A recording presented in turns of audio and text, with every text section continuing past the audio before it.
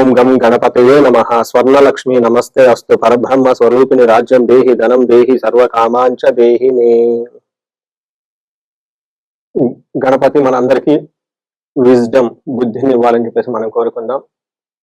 మనకి ఆది శంకరాచార్యులు మొత్తం అన్ని శాస్త్రాలు కలిపి కలిపి కలిపి రెండు ముక్కలు చెప్తారు. వివేక వైరాగ్యం ఉండాలి అంటారు. వివేకం అంటే ఏది మంచి ఏది చెడు, టయానికి ఎలా వెళ్తే మనకు సక్సెస్ఫుల్ గా ఉంటాము అన్న ఒక వివేకం, ఒక విజ్డమ్ మనిషికి ఉండాలి. అలానే వైరాగ్యం కూడా చెప్పారు. అంటే ప్రతిదీ మంది కాదు, కొన్ని మనకు కాని ఉంటాయి, అవి ఏంటో తెలుసుకొని వదిలిపెట్టడం కూడాను వైరాగ్యం అంటారు. అలా వివేక వైరాగ్యం ఉంటే ఎవరికైనా లైఫ్ అనేది అదృష్టమయం, ఆనందమయంగా ఉంటుంది. గణపతి మనందరికీ శ్రీ పరాభావనామ సంవత్సరంలో అలాంటి విజ్డమ్, బుద్ధిని మనకి ఇవ్వాలని చెప్పేసి మనం కోరుకుందాం. స్వర్ణలక్ష్మి అమ్మవారు తులారాశి వాళ్ళకి బ్రహ్మ జ్ఞానం ఇవ్వాలని చెప్పేసి, బ్రహ్మతత్వాన్ని బోధించాలని చెప్పేసి, కలిగేలా ఆశీర్వదించాలని మనం కోరుకుందాం. అంటే కొన్నిసార్లు మనకి కావాల్సినవి చాలా త్వరగా వస్తాయి, కొన్నిసార్లు కొంచెం లేట్ అవుతుంది, కొన్నిసార్లు మనకి ఇష్టమనే దగ్గర ఉంటుంది, కొన్నిసార్లు మనకి ఇష్టమని కొంచెం దూరంగా ఉండే అవకాశం ఉంటుంది. అలా ప్రతి సందర్భంలో కూడాను, ఎలాంటి పరిస్థితుల్లో కూడాను మనం ప్రతిసారి ఆనందభరితంగా, ఉత్సాహభరితంగా లైఫ్ అంతా నడపాలి. మన కళ్ళకి ప్రతిదీ ఒక పవిత్రంగా, ఒక శోభాయమానంగా కనపడాలి. అలాంటి ఒక స్థితి మనకు రావాలి. అమ్మవారు లక్ష్మీదేవి స్వరూపం, లక్ష్మీ అమ్మవారు పరబ్రహ్మ స్వరూపిణి అంటారు. అలా ఆనందమైన ఎక్కడైతే ఉంటారో అక్కడ లక్ష్మీదేవి ఉంటుంది అని చెప్తారు. అలా ప్రతి ఒక్కరికి ఆ మైండ్ సెట్ ఉండాలి. శ్రీ పరాభానామ సంవత్సరంలోని అమ్మవారిని మోక్షం, కృపాకటాక్షం మన మీద ఉండాలని చెప్పేసి మనం ప్రార్థిస్తూ, అలానే అమ్మవారు మనందరికి రాజ్యం దేహి అంటే ఈ రాశి వాళ్ళకి ఒక పవర్, స్టేటస్, అథారిటీ, ఒక సింబల్, ఒక ప్రైడ్, అది 10 మంది వీళ్ళని ఫాలో అయ్యే విధంగా ఒక మాట వీళ్ళు చెప్తే 1,000 మంది వీళ్ళ మాటలోకి అనుగుణంగా నడిచి వాళ్ళు చక్కగా వాళ్ళకి కావాల్సిన అన్ని సహజంగా చేసి ఇచ్చే ఒక ఫాలోవర్స్ ఉండాలని చెప్పేసి, రాజ్యం కావాలని ఈ రాశి వారికి కోరుకుందాం. అంతేకాకుండా ఈ రాశి వాళ్ళకి ధనం దేహి, ఈ రాశి వాళ్ళకి స్వర్ణలక్ష్మి కృప వల్ల విపరీతమైన ధనం ఉండాలి. వాళ్ళ ఇంట్లో ఉంటే ఇంట్లో ధనం, ఆఫీస్లో ఉంటే ఆఫీస్లో ధనం, వాళ్ళు షాపింగ్కి వెళ్తే ఆ బ్యాగుల నిండా ధనం ఉండాలి. ఇన్ కేసు వీళ్ళు పొరపాటున వాళ్ళకి శత్రువుల ఇంటికి వెళ్ళినా కానీ వాళ్ళ శత్రువుల ఇంటిని కూడా ధనమయం అయిపోవాలి. అలా విపరీతమైన ధనం స్వర్ణలక్ష్మి అమ్మవారి వీళ్ళకి కురిపించాలని, సర్వకామాంచి దేహిమే, ప్రతి కోరిక, ఎలాంటి కోరికైనా సరే వీళ్ళ మనసులకు ఇది కావాలి అని అనుకుంటే ఒక్క క్షణంలోనే స్వర్ణలక్ష్మి అమ్మవారు ఆ కోరికలని వీళ్ళకి తీర్చేయాలని చెప్పేసి, వీళ్ళకి అష్టైశ్వర్యాలు, భోగభాగ్యాలు నిరంతరం ఉండాలని చెప్పేసి మనం కోరుకుంటూ, శ్రీ పరాభావనామ సంవత్సరంలో తులారాశి వాళ్ళని కనుక చూసుకుంటే ఇందులో చిత్త 3-4 పాదాలు, స్వాతి 1, 2, 3, 4 పాదాలు, విశాఖ 1, 2, 3, 4 పాదాలు అంతా ఇందులో ఉంటారు. పేరు బలం ప్రకారం చూసుకుంటే రా, రీ, రూ, రే, రో, తాతి, తూటే అన్న అక్షరాలు కూడా అందులో ఉంటుంది. వీళ్ళకి ఆదాయం, వ్యయం, రాజ్యపూజ్యం, అవమానం కనుక చూసుకుంటే వీళ్ళకి ఆదాయం 5, వ్యయం 14 ఉంది, రాజ్యపూజ్యం 6, అవమానం 3 ఉంది. అంటే వీళ్ళకి ఆదాయము, వ్యయము, రాజ్యపూజ్యం, అవమానం చూసుకుంటే వీళ్ళకి రాజ్యపూజ్యం చాలా చక్కగా ఉంది. అందరి నుంచి రెస్పెక్ట్, డిగ్నిటీ, గౌరవం పొందుతూ ఉంటారు. అలానే అవమానించే వాళ్ళు చాలా కొద్ది మంది ఉంటారు. ఒక్క విషయం గమనించుకోవాలి, వీళ్ళకి ఆదాయం 5 ఉంది, వ్యయం 14 ఉంది. అయ్యో ఏంటి వ్యయం 14 ఉంది, డబ్బులు విపరీతంగా ఖర్చు అయిపోతాయా అని భయపడొద్దు, టెన్షన్ అసలు పడద్దు. ఎందుకంటే వీళ్ళు శుభకార్యాలు చేయటం వల్ల ధనం ఖర్చు అవుతుందని గమనించుకోవాలి. లక్ష్మీదేవి అమ్మవారు ఎప్పుడైతే మనం ధర్మబద్ధకంగా మంచి ఉద్దేశంతో చక్కగా మనస్ఫూర్తిగా నవ్వుతూ మనకి ఆనందంగా గనక మంచి ఇలా ఖర్చు పెట్టుకుంటూ పోతే లక్ష్మీదేవి తిరిగి 10 మళ్ళా వాళ్ళ ఇంటికి వచ్చే అవకాశం ఎక్కువగా ఉంటుంది. అలానే అధర్మబద్ధంగా ఎలాంటి ఆలోచన లేకుండా, వివేకం లేకుండా బ్లైండ్ గా గనక అమ్మవారిని గనక ఖర్చు పెడితే అమ్మవారి కోపం వస్తుంది. అందుకని చెప్పేసి మీ ఇంటికి రాదు.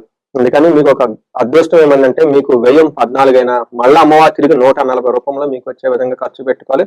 అలాంటి కార్యక్రమాలు మీరు చేస్తారు. అందుకని అమ్మవారిని చెంచలాక్షి, లేదంటే చెంచల స్వభావం కలిగిన చెంచులక్ష్మి, చెంచల భావం ఉన్నవాళ్ళు అని అంటారు.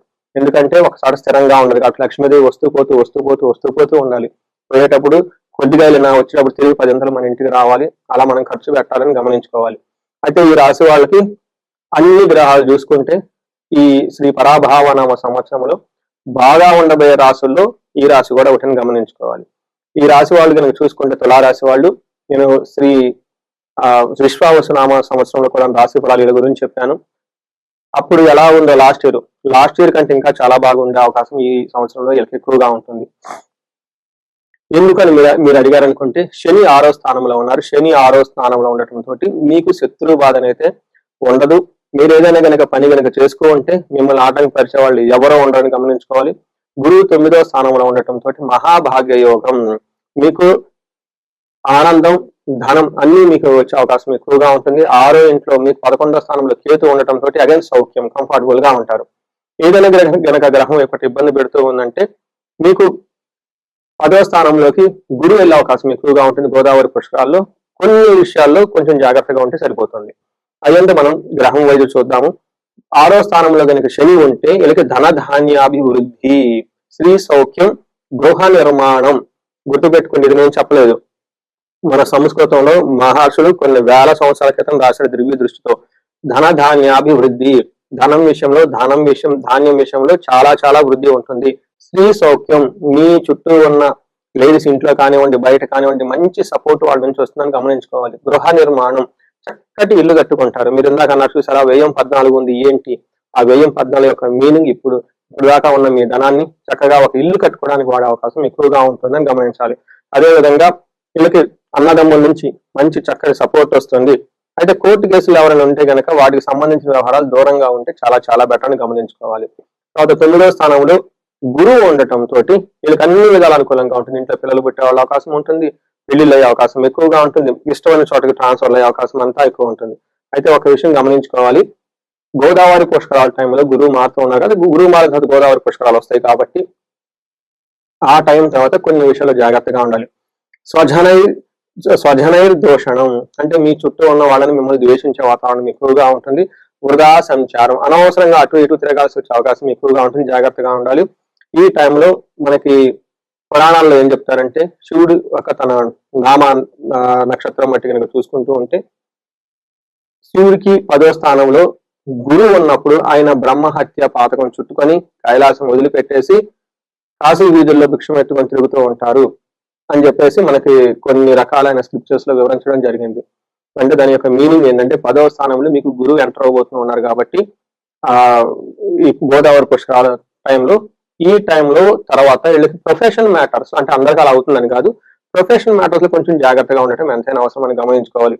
ఆ ఒక్క విషయంతో కొంచెం జాగ్రత్త, మిగతా విషయంలో ఎడ్యుకేషన్ కి సంబంధించి కానివ్వండి, టైం ఫుడ్ తింటాం కానివ్వండి, అన్ని విధాలుగా బాగుందని గమనించాలి. అయితే మనకి ఒక రాహు కనుక చూసుకుంటే వీళ్ళకి 5వ స్థానంలో ఉన్నారు. చాలా విషయాల్లో బాగుంటుంది, కొన్ని ఛాలెంజెస్ కూడా ఉంటుంది. ఫస్ట్ కనుక చూసుకుంటే మీ యొక్క సీనియర్స్ ఎవరైతే ఉన్నారో మీకు చాలా రెస్పెక్ట్ ఇస్తూ ఉంటారు. తర్వాత అందరి నుంచి రెస్పెక్ట్ వస్తుంది. తర్వాత ఒక్క విషయంలో జాగ్రత్తగా ఉండాలి, వచ్చిన ధనాన్ని మీరు దుబారా ఖర్చు పెట్టే అవకాశం ఎక్కువ ఉంటుంది. ఇది కూడా రెండో ఖర్చు. మీరు అలా శుభకార్యాల గురించి ఖర్చు పెట్టచ్చు. కేతు ప్రభావంతో మీరు దుబారా కూడా ఖర్చు పెట్టే అవకాశం ఉంటుంటుంది. అంటే ఎడిక్షన్స్ అవ్వటం, డ్రింకింగ్ ఎక్కువ చేయటం, ఆన్లైన్ ట్రేడింగ్ చేయటం, ఇలా స్పెక్యులేటివ్ ఏదేదో చేసేద్దాం అని ఒక టూ మచ్ గ్రీడీనెస్ ధనాన్ని పోగొట్టుకునే అవకాశం కూడా ఉంటుంది. ఇంకా ఆశ్చర్యం లేదు, మీ పక్కన ఉన్న ఫ్రెండ్స్, మీ ఉన్న వాళ్ళే మీకు నన్ను నుంచి మోసం చేసే అవకాశం కూడా ఎక్కువ ఉండే అవకాశం ఉంటుంది. కొంచెం జాగ్రత్తగా ఉండాలి. అందుకని వ్యయం రెండు రకాలది, శుభకార్యాలకా లేదా ఇలా వేరే విధంగా ఖర్చు పెట్టుకొని అనవసరంగా అమ్మవారి కోపం తెప్పించి ఇంకా మనీ అనేది పోగొట్టుకునే అవకాశం కూడా ఎక్కువగా ఉంది. జాగ్రత్తగా ఉండటం ఎంతైనా అవసరం. చూశారు కదా ఈ రాశి వాళ్ళకి గ్రహాలు ఇది ఎలా ఉందో. ఇప్పుడు ఏ నక్షత్రం వాళ్ళకి ఎలా ఉందో కూడా చూద్దాము. అంగగోచారం అనే ఒక కాన్సెప్ట్ ప్రకారం ఇది కూడా మనకి శాస్త్రాలు వివరించబడ్డారు మహర్షులు. దీని ప్రకారం తీసుకుంటే చిత్తా నక్షత్రం వాళ్ళకి రాజ సమాన సౌఖ్యం, సంపదలు, ధనలాభము, సుఖము, హెల్త్, నిరోగము అని చెప్తూ ఉంటారు. చూసారా, సంస్కృతంలో ఉన్న మంచి మంచి వర్డ్స్ మాత్రం చిత్తా నక్షత్రం వాళ్ళకి శ్రీ పరాభనామ సంవత్సరంలో ఉన్నాయి. అయితే ఒక్క విషయంలో జాగ్రత్తగా ఉండాలి, ఆగస్టు వరకు వీళ్ళకి అనుకున్న పని కాకుండా ఆగిపోయే అవకాశం ఎక్కువగా ఉంటుంది. దీన్ని మరణ తుల్యం, అంటే ప్రోగ్రెస్ లేకుండా ఆగిపోయే అవకాశం ఎక్కువ ఉంటుందని గమనించుకోవాలి. స్వాతి నక్షత్రం వాళ్ళకి రాజ సమాన సౌఖ్యం, సంపదలు, ధనలాభము, సుఖము, హెల్త్, నిరోగము బాగా చక్కగా ఉన్నాయి. అక్టోబర్ వరకు కూడా వీళ్ళు కూడా ఒక ఇష్టమైన ఒక డ్రీమ్ ప్రాజెక్ట్ కానివ్వండి, ఏదైనా కనుక పెద్ద పెద్ద ప్లానింగ్లు పెట్టుకుంటే మధ్యలో ఆగిపోయే అవకాశం ఎక్కువగా ఉంటుంది. ఆ తర్వాత అయితే చక్కగా పురోగభివృద్ధి ఉంటుంది. విశాఖ నక్షత్రం వాళ్ళకి సంపదలు బాగుంటుంది, సర్వజన పూజ్యం ఉంటుంది, అందరి నుంచి రెస్పెక్ట్ ఉంటుంది, హెల్త్ చాలా బాగుంటుంది. వీళ్ళకి కూడా ఇష్టమైన ప్రాజెక్ట్ ఏదైనా ఉంటే ఒకటి మధ్యలో కుంటిపడి ఆగిపోయే అవకాశం ఎక్కువ ఉంటుందని గమనించుకోవాలి. సో చూశారు కదండి, బాగా ఉన్న రాశి ఫలాల్లో ఒక 3-4 చక్కగా చాలా బాగుంటాయి ప్రతి సంవత్సరం. ఆ రాశుల్లో ఈ తులారాశి వారు కూడా ఉన్నారు. వీళ్ళకి ఒక మంచి టైం ఉందని గమనించుకోవాలి. వీళ్ళు పరిహారాలు కనుక చూసుకుంటే రాహువుకి సంబంధించి దుర్గాదేవిని ఎక్కువగా జపం చేసుకోవటం, విజయవాడ కనకదుర్గమ్మని దర్శించుకుంటూ ఉంటే ఇంకా ఇంకా చాలా మంచిది. వీటితో పాటు గురువుకి సంబంధించి 10వ స్థానంలో పుష్కరాల తర్వాత ఒక్కసారి గుంటూరు దగ్గర ఉన్న కోటప్పకొండ అని ఉంటుంది. అక్కడ చక్కగా గురువుకి సంబంధించి ప్రతి శనివారము ఆదివారము దేవస్థానం వాళ్ళు చాలా చాలా చాలా తక్కువ ఖర్చుతో గురువుకి హోమం చేయటం జరుగుతుంది. ఎవరైతే ఈ గురువు సరిగా లేరో, వాళ్ళకి పిల్లలకు కానివ్వండి, ఎవరికైనా ఎడ్యుకేషన్ సరిగా లేదో, అక్కడ హోమం చేపించుకున్నా, లేదంటే ఆ గుడికి దర్శనం చేపించుకున్నా, ఆ గుడి ప్రాంగణంలో కొంచెం దర్శించుకున్నా, ఆ కొండ కింద కొన్ని చిన్న ఆశ్రమాలు కూడా ఉన్నాయి. అక్కడ కనుక మీరు స్టే చేసి ఆ ప్రాంతంలో కనుక ఆధ్యాత్మికంగా గడపగలిగిన, లేదంటే కొంతమంది ఈ కొండ చుట్టూ ప్రదక్షిణాలు కూడా, గిరి ప్రదక్షిణ కూడా చేస్తూ ఉంటారు. ఇలా మీ యొక్క శక్తి కొలది అక్కడ దర్శనం చేసుకొని ఆ హోమం చేసుకుంటే గురువు నుంచి వచ్చే యొక్క ఈ నెగటివ్ ఎనర్జీ దోషం ఏమైనా ఉంటే అంతా పోతుందని గమనించుకోవాలి. దీనితో పాటు గురువారం రోజున కొంచెం ఏమంటారు, ఆధ్యాత్మికంగా ఉండటం, శనగలను దానం చేయటం, గురువులకు సంబంధించిన వ్యక్తులు మీ వ్యక్తిగతంలో ఉన్న చదువు చెప్పిన గురువులు, ఆధ్యాత్మిక గురువులు ఎవరైనా ఉంటే వాళ్ళతో సత్సంగం చేయటం, కలవటం, మాట్లాడటం, ఆశ్రమాలు కనుక ఏమైనా ఉంటే అక్కడ ఎక్కువ టైం స్పెండ్ చేస్తూ ఉంటే గురువు దోషాలన్నీ పోయేసి మీకు సకల సంపద వచ్చే అవకాశం ఉంటుంది. ఇది కాకుండా మీ యొక్క ఇండివిడ్యువల్ జాతకంలో లాస్ట్ ఇయర్ కానీ, లేదంటే ఇప్పుడు కానీ, మీకు ముందు ఎప్పుడైనా ఇప్పుడు చెప్పుకునే విధంగా కాకుండా ఎక్కడన్నా బ్లాకేజెస్ ఉండి ఆగిపోయారు, ప్రోగ్రెస్ లేదు, గ్రోత్ లేదు, ఎక్కడో ఉంది, ఇంత ముందు అంతా బాగున్నారు, మీ ఏజ్ 35 to 45 ఉండి ఎక్కడో మీకు మంచి క్వాలిఫికేషన్ ఉండి చక్కగా గ్రోత్ ట్రాక్ ఉండి ఆగిపోయారు, గ్రోత్ లేదు, స్టాగ్నేటెడ్ గా ఉంది అని అనుకుంటే ఒక్కసారి ఇండివిడ్యువల్ గా జాతకం చూపించుకోవడం చాలా చాలా చాలా ముఖ్యం. ఎందుకు అంటే ఈ వయసులో గ్రోత్ ఆగిపోయేది మీ యొక్క టాలెంట్ లేక కాదు, మీకు కొన్ని దోషాలు లేదంటే శాపాలు, బ్లాకేజెస్ ఉంటాయి దానికి. అప్పటిదాకా ఉన్న వాళ్ళు మీరు ఎందుకు ఆగుతారు? మీ మైండ్ ఎక్కడో క్లమ్సీ అయింది, కన్ఫ్యూజన్ అయ్యారు. దానికి కారణం ఏంటి? మీకు జాతకంలో ఎక్కడైనా కనుక శాపాలు ఉంటే వాటిని నివృత్తి చేసుకుని ముందుకెళ్ళు అని మీకు నేచర్ సిగ్నల్ ఇస్తుంది. అంతేకాకుండా మీకు గ్రహాల యొక్క దోషాలు ఏమన్నా ఉంటే ఆ పర్టికులర్ గ్రహాలు మీకు హింట్ ఇస్తున్నాయి. యూ ప్రే ఫర్ మీ, మీకున్న జాతకాలన్నీ తీసేసుకొని మీరు ఒక నిమిషం ఆగి జాతకం చెక్ చేయించుకొని చక్కగా ఆ బ్లాకేజెస్ దోషాలు ఏమైనా ఉంటే అవన్నీ తీసేపించుకుంటే మీరు ఇంకా లైఫ్ లో 10 రెట్లు ముందుకెళ్ళి ఫాస్ట్ కెళ్ళే అవకాశం ఎక్కువగా ఉంది రాశి వాళ్ళకి. ఈ రాశి వాళ్ళకి అష్టైశ్వర్యాలు కలగాలని, భోగభాగ్యాలు కలగాలని, నిరంతరం కళకళలాడుతూ ఉండాలని చెప్పేసి స్వర్ణలక్ష్మి అమ్మవారిని కోరుకుంటూ, అమ్మవారి యొక్క కృపా కటాక్షం మీ మీద ఉండాలని చెప్పేసి కోరుకుంటూ, నమస్తే.